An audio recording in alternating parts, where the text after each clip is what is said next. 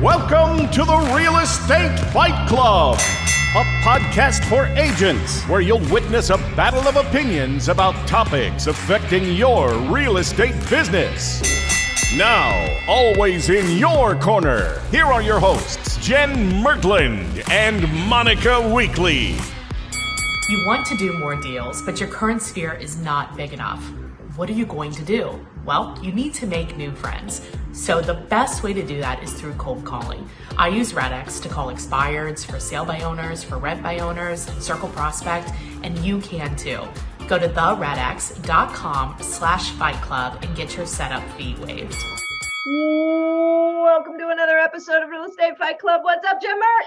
Monica, what you doing? How you doing over there in that corner? I'm great. It is a nice corner. How are you doing? Do you have your gloves on today? Because I don't need it. I'm doing bare knuckle boxing today. Oh, okay, good thing I brought my brass Headgear? knuckles. Oh, my brass knuckles. Brass knuckles. Have you seen it? There is this purse that I saw that it's basically like brass knuckles kind of built in. Okay. So it's like a clutch where the purse like folds in Oh, itself, and then yeah. you hold it with your whole hand like a claw, right? But then the Brass purse knuckles. strap is like brass knuckles, which could be really useful depending on where you live. Yeah, you could just punch somebody in the face Right in the kisser. with your purse. Have you ever punched somebody? No, not like punched like with a fist. Yeah. But I've been in like a girl middle school shoving match kind of fight.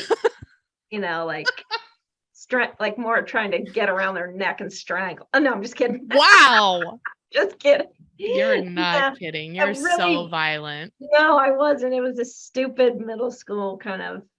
But I Do you have remember been what it was punched in about? the face. I have been punched in the face by a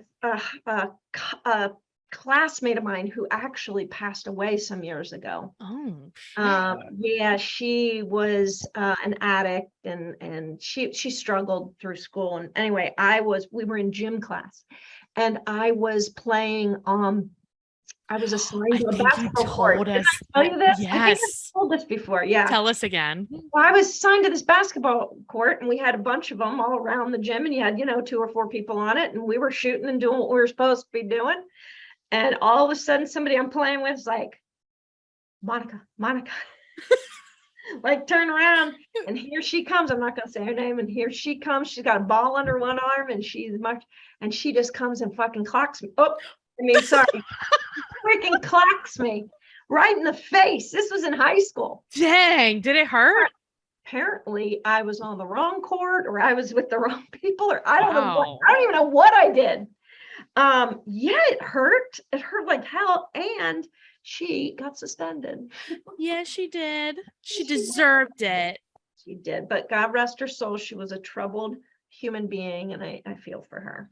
Clearly troubled. It was awful. All right. Well, All right. Let's get back to the task at hand, which is me. should you punch the other realtor in the face? Is there ever a reason to punch? Yes. When they Every- cross signs, there's a reason. Oh, Oh my God. We should have like realtor wrestling matches. that sounds like an OnlyFans page. That's a fundraiser right there. Oh man. All right, guys. Thanks for joining us. Of course, we love having you here at Real Estate Fight Club today. Jenn and I are going to duke it out over this question. Should you, as a typical residential real estate agent, list multi-family properties? Should you, as a traditional real estate agent, list multi-family properties? All right, I'm gonna go first. So a few weeks ago, we did one on should you be a property manager, and in the spirit of fighting, I said sort of yes. I tiptoed on the yes. Right. Yes. Here, I'm gonna hard no you. Okay. I'm a hard no. Tell me why. You don't know what the hell you're doing, Okay. and it's obvious. So I'm gonna hard no you. Okay, so this is a 2-family, and what Okay. is the difference between a 2-family and a traditional home? Have you heard of a tenant? What if it doesn't have a tenant? You mean if it's a vacant 2-family? Yeah. Okay. Do you, are you an agent that's an investor in properties also? Nope, I'm just a traditional, regular old agent that I'm gonna knows hard no you. knows 'Cause how to I sell can see things with your roofs. I can see your lack of knowledge showing when you call me. So here's the thing. The thing Okay. about, we have to think, when I list a property, I think, who is this buyer? So Mhm. if it's a 2-family where the buyer is an investor, there's certain things that that person wants to know. And I believe in answering questions before they're asked, if Mhm. possible, right? Mhm. So as somebody who doesn't do that, you wouldn't know what they wanted. So I would argue, are you really servicing your client at the highest level if you have no idea what the hell you're doing? Yeah, I mean, I think, okay, surprise, it It depends. depends. Switzerland waves its flag Yay! again. But it actually does depend, because I'm more than capable of listing a 2 to 4 family. It's just not that much different. And I can ask It a is couple different. questions and If it's, understand. is a boiler heat, what Houses have utilities, boiler heat. but what utilities do the tenants pay for versus the owner? What's the But rent roll? I can ask those questions. What is the tax form that you need to get to present to the buyer? I can ask those questions. I can find out with 10 questions everything I need to know about listing a freaking 2 family. Or 4. Okay. And when you have to organize the showings because the tenants don't want to go in, how are you organizing the showings? Because you're not doing it regularly. Tenants aren't cooperative like that. They're afraid they're getting kicked out. Well, I've shown enough of them to know that there's a 24-hour or whatever the seller Oh, do. you're so cute. You're innocent. I Oh wish I my could God, bottle that up and sell it. you can. Now listen, I think, a commercial level, 25 unit property, right? Way out of my range. But Totally that's different what, ballpark. Jen, this is why in the Cincinnati MLS, 2 to 4 families are listed as residential. That's because that's what they are Correct. And it should be the same. from I'm an a insurance residential, standpoint. I'm a But residential real your estate. real estate license is for all real estate, including commercial. So it's okay for that, but it's not okay for, It's okay for a 2 to 4 family because no, the only, difference is it's got a couple more ovens in it. that's not the only difference. I'm just kidding. I'm kidding. I mean, I can see what you're saying. And I think that if you are a type of agent that you're interested in learning about multifamilies, you're interested in learning about tenant occupied properties, I believe as an agent, you should own property. Mhm. I think it's okay to help your client, but I think for your first couple, you should bring on somebody who knows what they're doing so you can actually learn instead of learning on your client's dime. Can we agree on that? I agree on that. And that's the same when you're getting started. That's the same when you're doing anything different. You're listing a horse property or like whatever. Yeah, of course. But that doesn't mean I shouldn't do it. That just means, like anything, I need to make sure to educate myself as I Yes. And also not do your client a disservice. and not do my client a disservice. But I will always say, in my opinion, that a 2 to 4 family is something that a traditional residential real estate agent can handle. Disagree. Clearly. They don't, I mean, look, you've got to know math. Don't start yelling. I can't help it. You got to know math. Yeah. You have to understand, how investment properties work. And if you don't, I think you are doing the client a disservice. And I would rather you just not refer it out, partner with somebody. You shouldn't do it on your own. Okay. All right, let's take a break. Please. Getting Right fired away. up. Starting to get a rash, heat rash. We'll be back. We'll be right back. Let's take a break here. A word from our back. favorite partners. And when we return, I don't even know what's going to happen, but I do know if you're an agent and you want to find out how to partner with us to help you grow your business so you can make a lot more money, and have more time, more freedom without giving up a single penny or paying us any commission, schedule a call by texting or calling me at 513-400-1691. Hey, look, before we go to break, 2023 is going to be a freaking banner year for our partners. and we're going to make sure of it. So if Yeah, you baby. are looking to have a great year, come on, let Jen and I help you. We want to. Yep. Do it. Okay. Welcome back to the battle inside of the ring. Man, Jen shockingly is extremely opinionated about this subject matter and is even getting a little elevated in her voice volume. Yes. Yes. My favorite pastime activity. Turn down the volume when Jen's talking and then turn it back up when I'm on. All right. So I think where we left it is that we are in agreement that if it's something 5 family or above, that should be handled by somebody else. We agree. Correct. It's commercial. I mean, I own a 5 and a 6 unit, so I could actually do that. But in general, we well, can you agree. own it. That's a little different. It's different. Agent. Yeah. If where we're disagreeing is something that's tenant occupied. Well, I think if it's just like if it's an investor property, even a single family tenant occupied, if the tenant is there, I don't think a regular agent should do that either. Tell me, besides obviously the language in the contract that speaks to the tenants being in there, and then accommodating their needs based on the seller's guidance, what else do I need to know? I just think that it's more than, it's like anything. It seems pretty easy and simple and like everything else. And the reality is it's not. It's just not. I don't know how to tell you it other than you experiencing it. If it's vacant, how will I learn if I can't experience it? Well, I don't know if that's really part of what you're trying to do, right? So if it's a 2 or 4 family or whatever in the area that you work, and this is a client that you do a lot of business with or whatever, and this is an area that interests you, I mean, bring on somebody to help you if you don't know what you're doing. But I don't, if it's not, where can I get into trouble? Where will I be naive on a 2 you're going to be naive on understanding the things that the buyers need to know. And you're going to be naive in actually dealing with the tenants. They have certain rights that just, you've got to be aware of. Yeah. Like length of time for notice for a showing. And they still won't show it, Monica. Well, that's fine, but why would that? It's not fine. What are you going to do then? Well, then you work through it with the seller, like any other problem. There's a reason the seller is selling, and guaranteed that tenant communication is one of them. Probably. It's just not that simple. What would you do? Well, I call the tenant myself, but I'm used to dealing with tenants. I have property.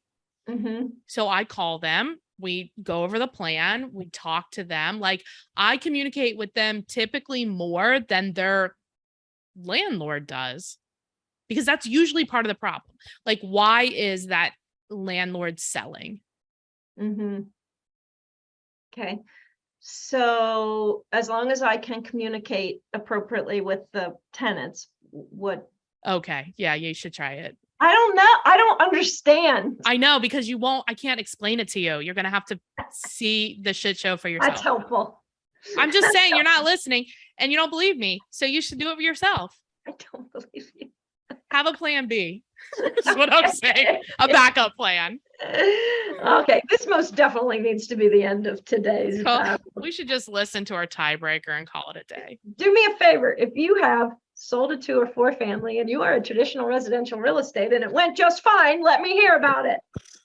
And even if it didn't go just fine, I'm interested in that as well. I'm also interested. I'm interested. What am I not conveying to Monica in a heated way that I should be conveying? What am I missing? Maybe you just didn't raise your voice enough. I don't know. Talk slower and louder. Hear it. Yeah, exactly. Slower and louder. Do you understand me? All right, guys. Do you think it was a knockout today? How do you feel? Do us a favor. Get out there and subscribe and share and like, and go check us out on the Instagram and the TikTok. All the things. Hey, and I think too, Monica, if if you're listening to this and you like our reels are so funny. I mean, I like them. We think they're so funny. We think they're so funny. Remix us. If you're trying to get into doing reels, remix is a great, nice, soft way to get into doing them. I love that. Like, especially if you agree with something we're saying, you can just agree. You just nod. You just nod, like, and point at us. Or literally take the audio and do exactly what we did, but then tag us. Okay, cool. I love it. All right. I need to go. I'm hungry. You were hangry today. All right. All right. Stay tuned for next time. Listen to the tiebreaker, and we'll see you later. Bye.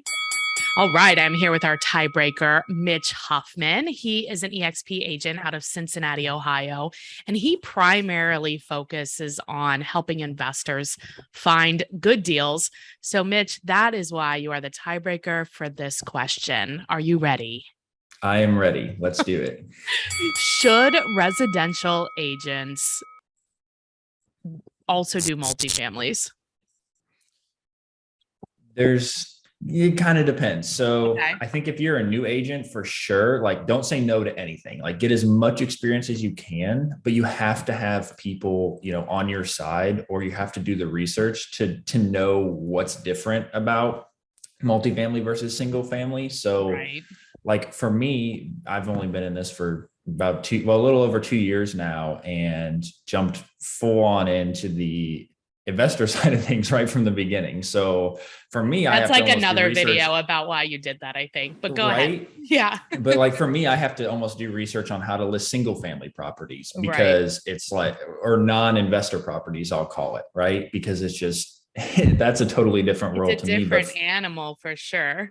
Yeah. But I mean, as a newer agent, don't say no to anything, right? Just, I can do that. And then figure out how to get it done and do the best job that you possibly can, or else you would never know. And I don't believe that there's such thing as a commercial agent, residential agent, investor agent. You are an agent, right? It is your job to know all of those things, whether it's a single family residential house or if it's a 5,000 unit apartment building. I don't care, right? But what are some of the nuances that maybe some people, that if they only do like single family homes, residential, owner occupied, that maybe they won't know to ask or to look for? Like, give us some examples. Yeah. So, I mean, I can immediately tell as soon as I look at a listing, I can tell if it was listed by somebody who does a lot of investment properties, multifamily properties, or single family properties. How do you know?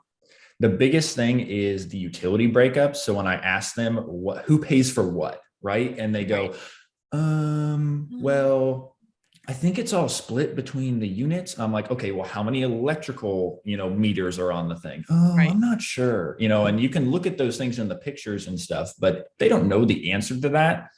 They're not an investor agent, right? Right, exactly. And if there are no financials attached on the MLS or that they can send you, that's also like red flag number 2, right? That's like, okay, they have like no a idea. rent roll plus the taxes. Yeah. Just give me the rent roll, or attach the leases on there, or have a profit and loss or something. Give me something so I can analyze this property. And a lot of them are just like, well, I don't know. And the sellers, it can also depend on the seller too. If you get a seller who's, 95 years old and he's just looking to sell his last property, and he always did it by hand since, 1952, then it's kind of hard. You may not have a rent roll. It's pretty hard, but it's the agent's job to just create one. Just give us something, right, that looks official, because the lender is going to ask for that, right? And if you don't have anything, makes it a lot harder to sell your property. What do you think about, I know we're kind of getting off topic, but what about when you're representing an investor client? I mean, these are some things you need to ask for from the listing agent, right? Yep. What are some other questions that the investor clients ask you about? Like, how do they analyze the property? What should we know about that? You mean from like a buyer's perspective? Mm-hmm. Yeah. So that's like probably 80% of what I do is investment buyers. So a lot of them are out of state. So we have a lot of people from California, Florida, New York, the states that you don't really want to buy in, or you just can't afford to. Right. And what those people are immediately asking about what the area is like. They're always asking for numbers because a lot of these people maybe don't even have a property yet. And like, this is their first one. So they're like terrified. So they want to know what the water costs. They want to know what the electrical costs. They want to know what they're going to be paying for, what the tenants are paying for. A lot of the times they'll ask like, can I get like the tenant's background check that you did? It's like, no, they ask for a lot of different things. Right. But the most important is just, you need your financials. You need to know what the current rent is, and you need to know what the market rent is. And a lot of agents will put in like their rent roll, like, oh, they're getting $525 for this one bedroom right now, but the market rent is $800 or something like that. And that might be true, but I take that with a grain of salt, right? I'm their agent. I need to tell them what I feel that the market rent is, right? So like, the agent might be saying 800, but it might only really be 750 or maybe it's 850. You don't know. And I always sit down with them and help them analyze their numbers if they want to, especially the new people. They're like, dude, I have no idea how to do this for Cincinnati. Like, what do we have to do? What are the taxes? What are this? What are that? Yeah. So. And like, what are the rights too? I think, I agree with you. I mean, I think that if somebody's new though, partnering with an agent that knows what they're doing makes sense, right? Because it's better for the client. But the utilities is always a big thing. For sure. Always. You have to know what you're paying for as the owner, right? Like that's got to be the biggest. I don't care what your rent is and stuff like that. It's totally different when you analyze it. If they all have Separate HVAC units and furnaces and stuff like that, right? Or if it's on a boiler system, right? If they've got separate, that's all worked into their rent and everything. The tenant is paying all those utilities. Great. Boiler system, you're paying for hot water. You're paying for all the heat in the winter, and it gets cold here for like, what feels like 6 months, but it's probably, 3-4 months, something like that. Right. And you got to know if, a lot of people from California, they're like, well, what about like cutting the grass? Yeah, you got to cut the grass, but you also have to, shovel snow. Right. And mulch and things like that. Yeah. So that is definitely, do you have a performer that you're using to help the buyers analyze the property?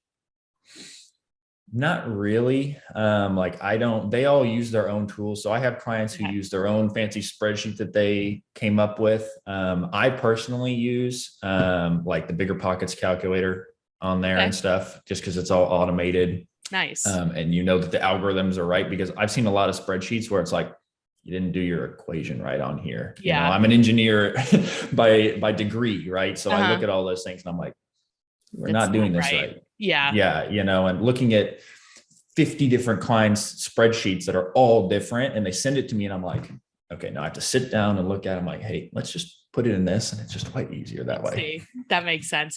Well, Mitch, if people have questions for you, or maybe they have a referral for you in Cincinnati, what is the best way to get a hold of you? Yeah, so they can shoot me an email. It's just my first name, Mitch, and then at Huffman RE Group, Huffman Real Estate Group.com is my email address, or they can text me or call me on my cell phone, 513-515-8875. Awesome. Thank you for being on. No problem. Thank you. Are you struggling with what is the ideal path for you? What's next for you? There's so many options to try to figure out, and there's so many different ways that you could take your business, but it's all pretty confusing. So our coach, Coach John Kitchens, came up with a short little quiz that will help you figure out the ideal path for you. Go to realestatecareeraccelerator.com, take the free short quiz, and figure out your ideal path. That's realestatecareeraccelerator.com. Don't forget to hit the subscribe button so you don't miss a podcast.